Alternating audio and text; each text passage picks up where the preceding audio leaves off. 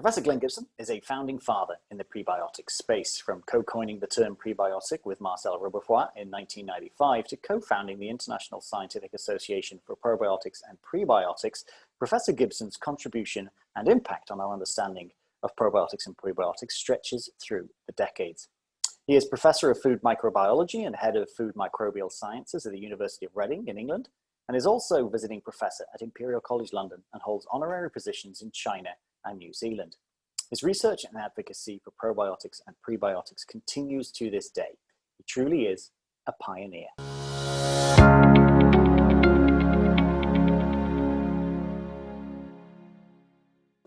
Glenn, let's start at the start. You know, we've known each other for what, 10 plus years, easily at this stage?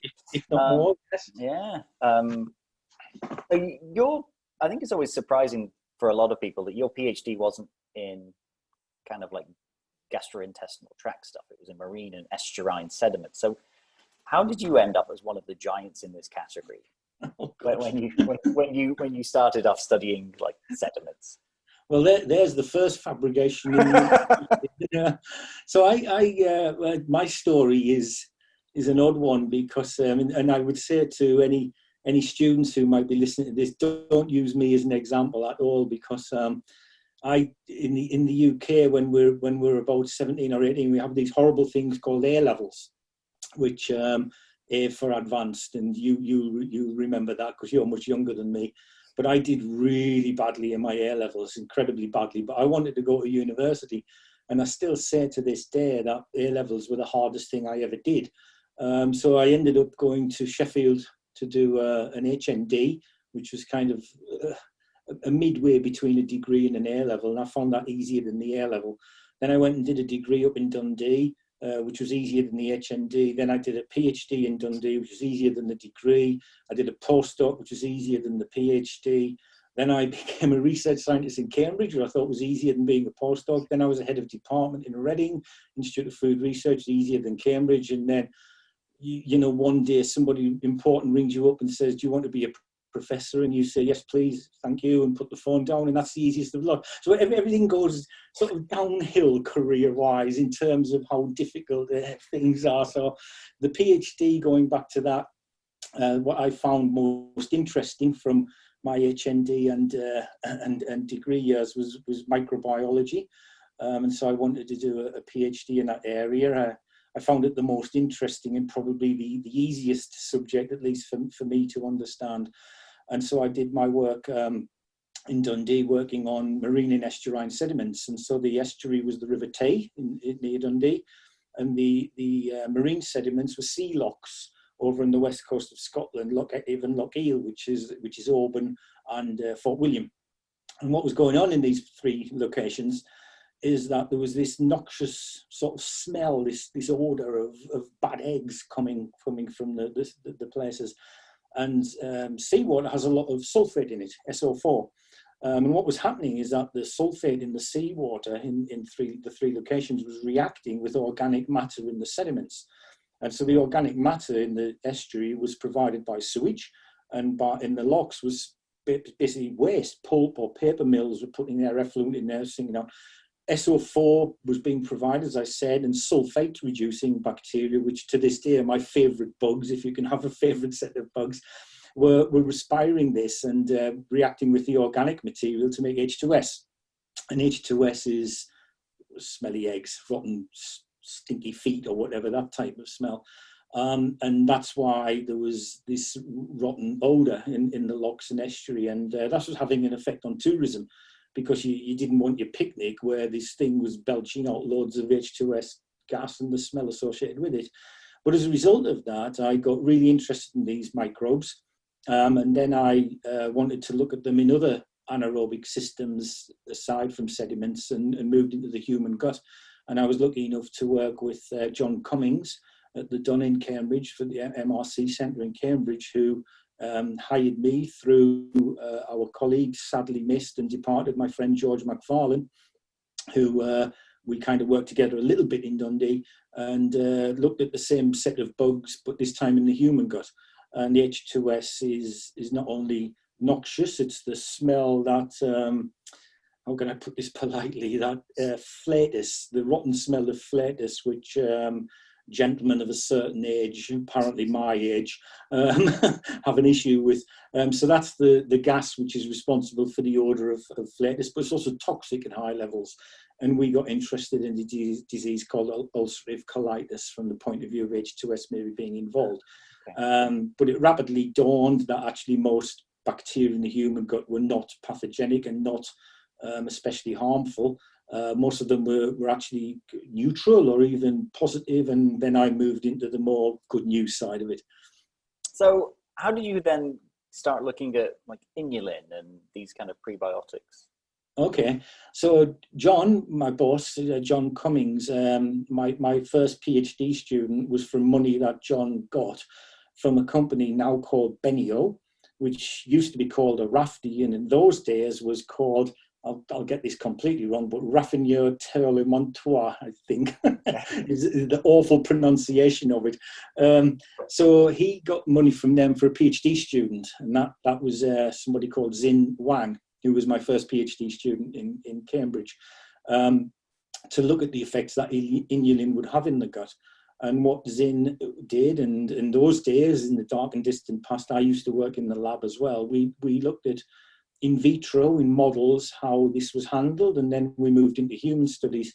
And this was in the 1990s, early 1990s. And in those days, you had to do human trials in gut microbiology using classical microbial techniques. So this meant petri dishes and characterizing the colonies. So we did these two studies in, believe it or not, 8 and 12 people. Both of them were published, but we had to characterize the colonies on so-called selective agars, and the agars weren't really selective, but we had to characterize the colonies and count them all back. So it was incredibly laborious. I mean, we'd fill a room like this full of petri dishes which had to be analyzed. And so as a result of those human and lab trials, it seemed that inulin was having an effect on positive bacteria in the gut. And we kind of went from there. And in those days, as they are today, probiotics were very popular, but it looked like something which was inert or non-viable, like inulin, could have kind of similar types of effects. So this was the early 90s. So the actual term prebiotic hadn't even been coined yet. I mean, that wasn't even a twinkle in your eye probably at that point. I mean, because so you worked with Marcel Robofoy in what, 95 it was published, was the first. How did that come about? Well, Marcel, he's another great friend. I mean, the one thing about doing science is, you know, you make friends all over the world, like yourself, George, John, Marcel, whoever is in. So Marcel was a consultant for the company, and so he would come over to meetings, and Marcel's background is a pharmacology.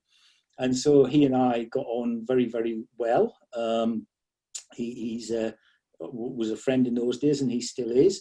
And outside of the project, we often used to meet because Marcel he's Belgian, so he was based near Brussels, but he would come over to London fairly regularly for meetings, and we would meet whenever he was in town for lunch or a drink or whatever, and just chat about science. You know, these were the days where you could throw stupid ideas into the air and people wouldn't necessarily laugh at you all the time. And so we do that. And one of the meetings was in the Scandic Crown Hotel near Victoria Station in London. And so we were sitting in the bar and talking about the work that Xin had done. And I said, you know, we should write a review about this and call it something, call it a concept. And we decided we would do that. And he said, and I said, we ought to have a name, and why don't we both go and think of names for this concept? And so we did that, and I kind of went home, and he went back to Brussels, and we wrote this review, which I think the draft took about 2 hours. It was nothing, and I can't read it now because it's completely not a rubbish. But anyway, this paper got written. I sent it to him. He did his bit, which meant improve it vastly. And it got published, and I'll come back to the coining of the term in a minute. But I think somebody said to me, and there was an article in a functional foods journal in 2018, which said that this article was ridiculous, the most highly cited functional food paper ever published. So that meant on probiotics, prebiotics, vitamins, minerals, or whatever. I think this is complete rubbish, which was just written in a couple of hours. Nobody would read this. But I think it had the effect, a much more dramatic effect than either of us had anticipated. And the meeting which we had next was to finalize what we would call this concept. And Marcel came up with prebiotic, and I came up with parabiotic, because in the 90s, MASH, the TV program, the American comedy program, I think set in Korea, if I'm right, was about paramedics. And paramedics would help medics. And so I thought, well, a parabiotic, because everybody likes MASH, a parabiotic is something that helps a biotic. But anyway, Marcel got the casting vote, and we went with prebiotic. But I still say I was right. So anyway, you know, that was how it happened. It was just a daft review article that sort of had snowballed more than we anticipated. So what was the initial response to it, though? Because you say, you know, it was one of the most cited, you know, over the next, whatever it was, 25 years or whatever. But when it was initially published, what was the reaction to it? Because if you look at it from like a consumer angle, I get the impression that prebiotic as a term has only really filtered through to consumers in the last couple of years. For you know, over a decade, they was just completely ignorant to it. And I would talk about it. I would talk to friends and stuff about prebiotics, and they would correct me and say, "You mean probiotics?" Oh, no, I mean prebiotics. So I mean, so what was that reception like in those early days from kind of like a scientific or even more general population? But what you've said there, Stephen, convinces me even more that I was right with parabiotic. Because very often pre and pro are mixed up because just one letter difference. If we'd gone para, it would have been anyway. I think it was just a review article which kind of does, you know, to get published all the time, and it just got packed away. And then it takes a long time for things to build momentum. And people, you know, very often say, well, you know, there's, I don't know, 26,000 research articles on probiotics, and there's hardly anything like that on prebiotics. I actually think there's about 5,000 now, but it's sort of a fraction. And what I say is that, yeah, but you know, you had about 200 years head start, so it takes time to build up. But yeah, I don't think there was anything special about it. It was just another standard review article. I think maybe putting in the title, introducing the concept of, was something which was a little bit odd for a scientific article at that time, and maybe that helped to propel some interest. People maybe said, what's this, you know, what are they introducing here? It's not like, you know, you see at the bottom of film credits introducing some new actress or actor or whatever. You don't normally see that in scientific journals, but there we are, you know. Yeah. So, I mean, ISAP, which we'll get onto in a minute or two, I mean, they revisited the definition a couple of years ago, 2017, it was published. Yeah. And it kind of expanded it because, you know, traditionally everyone's kind of thought of prebiotics as just fibers, right? And now you're kind of saying, well, no, it could be some conjugated fatty acids in polyunsaturated fatty acids, or it could be polyphenols and this kind of stuff, if supported by the appropriate science. I mean, I kind of think that is the key term at this point, because as far as you're concerned, how many prebiotics are there out there that are supported by the level of science that you would expect? Not many. Two stick out. That's galactoligosaccharides and fructooligosaccharides, which are also inulin. And they have a selective effect towards bifidobacteria because of their structure. So both of those are linked together by pretty unique bonds, which hold the molecules of phos and gos together. So that's for phos-beta-fructofuranoside and for phos-beta-galactoside.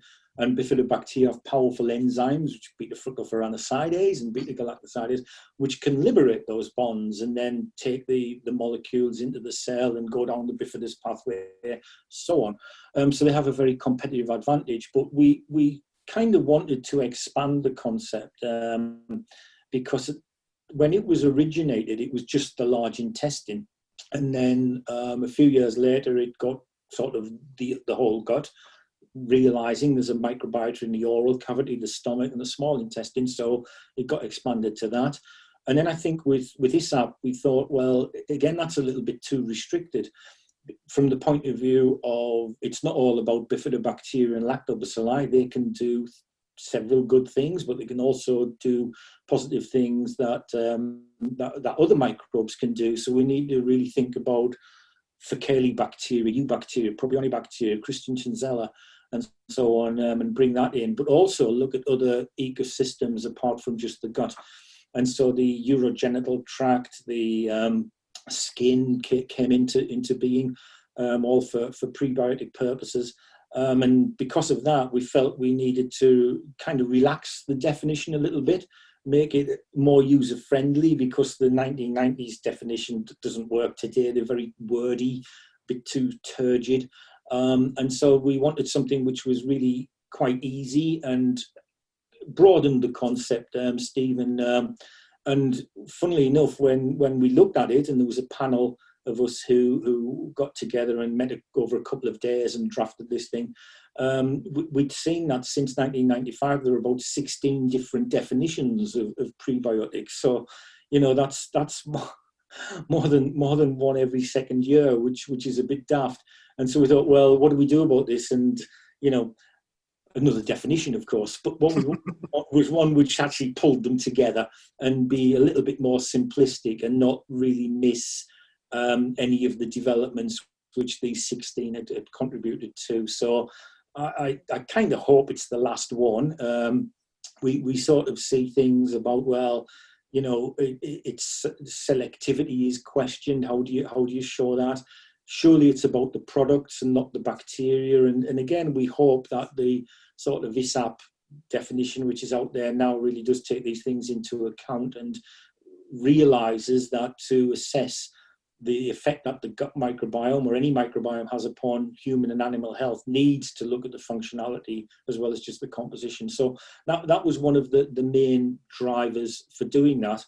But also I would say because of ISAP, we had a really top group of scientists who bring their own perspectives into this. And not only did we need to see the thing expanded from a research point of view, but from their very, very valuable opinions. And so there was quite a lot of authors on the paper, and also others were asked to look at it and input their thoughts as well, who weren't necessarily co-authors. So it had a wide kind of readership as it was being drafted.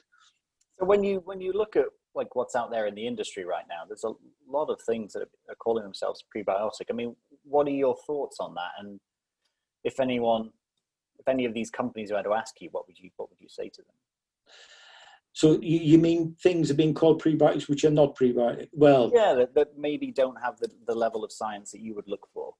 Yeah, I think one of the things which was absolutely explicit in the ISAP article was that you need to test in vivo. And, you know, there are lots of papers, and there have been since prebiotics started, where, you know, you grow pure cultures of bacteria and compare the growth rates, which are really easy experiments to do, and look, bifidobacteria grow better than E. coli and better than Bacteroides, so it must be a prebiotic. But that doesn't tell us anything about the real life situation, because, you know, bacteria only grow in pure cultures in labs, on Petri dishes, on test tubes or whatever. In the real environment, they grow in mixed culture, so you've got to show it in mixed culture, and you've got to prove it in vivo. And of course, in vivo tests are quite demanding and expensive to do. So you need to get to a level of hierarchy of the testing where maybe you'll go through some straightforward in vitro work, including pure culture, then move into mixed culture, then cultures which replicate different areas of the gut, and have a hierarchy of testing. So you're basically focusing down into the ones which would give you a decent chance of success when you do a human trial.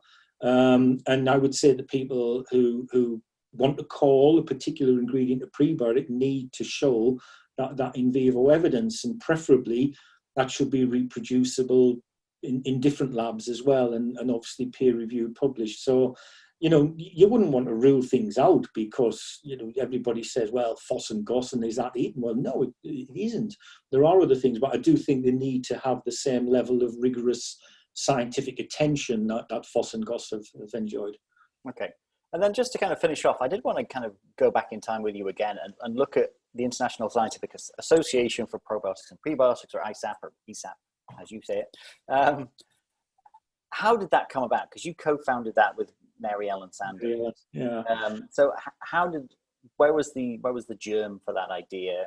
And then, you know, what do you think of what it's achieved over the years? I'm a tiny minority of people, Stephen, who say ISAP instead of ISAP. But I just ask you, say to yourself the full name of the organisation. Did you say international or international? International, yeah. Okay. So there's a lot of convincing to be done, but hopefully you might be converted, Stephen. Anyway, look, ISAP, it doesn't matter what's in a letter. So this came about in, I think about 2000. There was a meeting in New York, which Mary Ellen and I were on the committee for this probiotics meeting. It was a Danone meeting. And so we were on the committee who would organise this and invite speakers to come along. And we sort of, as part of those deliberations, we said, you know what, there's no dedicated organisation to pro and prebiotics. It sort of piggybacks on nutrition societies, microbiology societies, gastroenterology or whatever. And it would be nice to have something, a bit of a home for pro and prebiotics research. And so we said, well, you know, we should try and start one. And so we did, and we gathered a few people for their views on that, and they were all positive. We were then lucky enough from Irene Lenoir, who's the mother of ISAP, to get a grant for I think it was €30,000, which was, you know, good in those days to get things going. And then it really took off when Gregor got involved, because we thought, well, we need somebody with some energy here who's going to hold us to account and make sure that things get done. And who better than Gregor Reed? And Gregor, we met in Montreal at another meeting, Mary Ellen and I, put it to him, and then things just sparked. When Gregor gets involved, it happens. And so it really went from there. We had a committee. Bob Rastl was on it, Marcel was on it, Ian Rowland, others. And we decided that, you know, what do we do? How do we really get this going? And so we thought at first an annual meeting would be a good way to do it. And the first one was held in London, Ontario, with Gregor as the host. And then we came to the UK, and I hosted the second one. And one of my best memories of ISAP will be, as part of the social event, we had a prebiotics versus probiotics cricket match. And I still to this day laugh riotously at some of our American friends playing cricket as they would a baseball game. So, you know, dropping the bat and bowling the ball straight at the hell, that is brilliant. So we had that, and then it went from there, and things expanded. We then decided to, and this was a Gregor move, to have a young early career research wing to ISAP, so young scientists. We had a late breaking news session where people could do 3-minute talks on their work. The last couple, we've had a springboard sort of session, which has been more of a debate, but we've structured it in such a way that everybody has some sort of role if they want in that. And then we've also had there's always some kind of fun activity as well. So those are the meetings which have happened every year since. And also we've done review articles, infographics, videos. We've had sponsored lectureships. So and it's been great. It's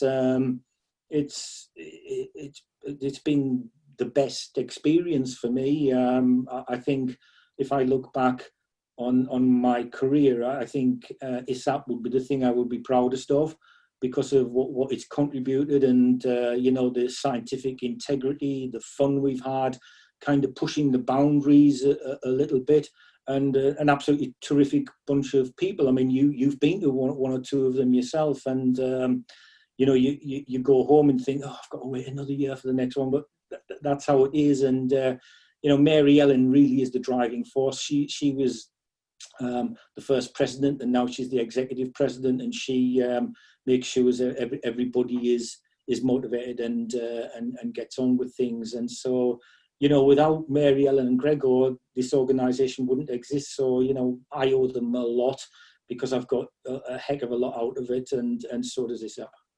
Okay. And then okay, I've got two more questions for you. Number one is looking at Europe right now, and you and I have talked about this over the years, the whole EFSA thing, the health claim thing. Do you think we'll have a probiotic, or I know there is kind of a prebiotic claim. Do you think we'll have more of those in the next couple of years, or is it going to take a lot longer for that to happen, particularly on the probiotic side? I would hope there would be more, but whether I can be optimistic or not, I'm not too sure, because I think it's kind of got ingrained, and there seems to be this, a bit of a hole being dug, unfortunately. The reason EFSA was set up was absolutely right. With any scientific field which has some degree of success, you're going to get a little bit of crackpot stuff coming into it, and so that needs to be unravelled. And also, people need to see where the science is and where that can lead. But ultimately, that good science, peer-reviewed, published, if people on the street who are not familiar with the science want to know about it, that has to be done in a user-friendly manner. And very often that, of course, means a health claim. And both pro and prebiotics have suffered incredibly badly with hundreds being rejected. And I've got pretty strong views on that, of course, as you would expect as a researcher in the area.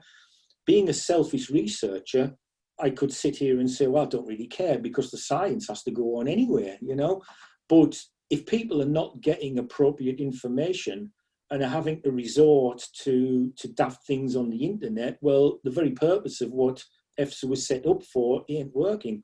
And so somewhere there's got to be a bit more common ground found. And, I will never be convinced that in 30,000 plus research articles, if you add pro and prebiotics together, there aren't health claims in there somewhere. That's a vast amount of scientific information.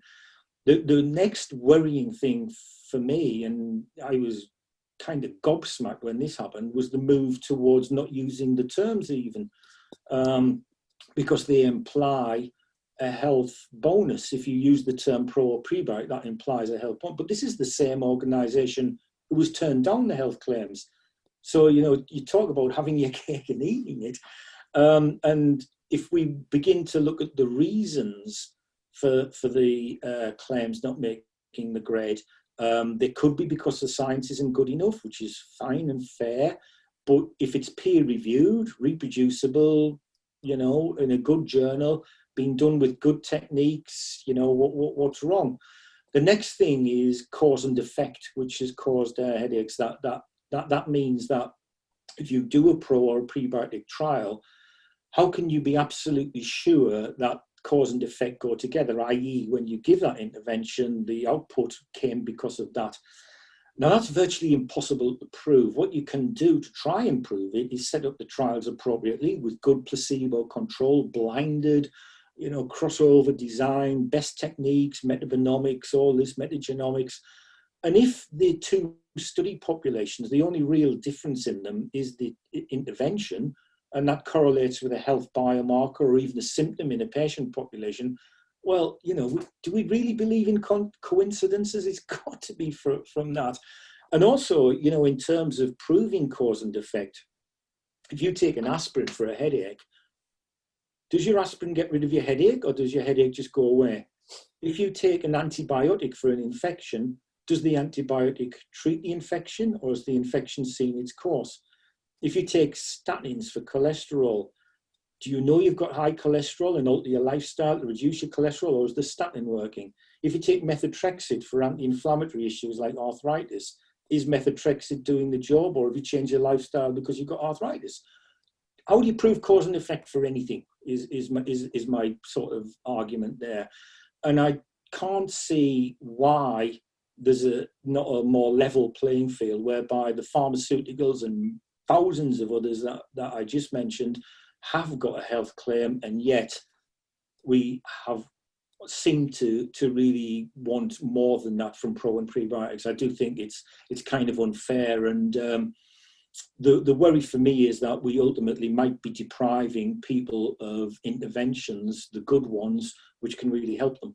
Yeah. You know, accessibility of information is key in this regard. Yeah. And then my last question is that cricket match between the prebiotics and the probiotics. Which team won? Draw. What was it? Oh, everybody won. If you ask Gregor, the probiotics thrashed the prebiotics, but I'm ruling out anybody who dropped the bat like a baseball bat, or didn't manage to bounce the ball within the 22 yards to the batsman. So it was an honourable draw. But lots of, one of the funniest things I've ever remember in my life was Willem de Vos feeling on the boundary with a pint of beer in one hand and a telephone in the other. That's the way to do it. How are you going to catch anything? You know? But it was good laugh. Yeah. Oh, good stuff. Well, Glenn, thank you so much for taking the time to talk. All right, good to see you, Stephen, and catch you next time. Thanks a lot. Take care of yourself.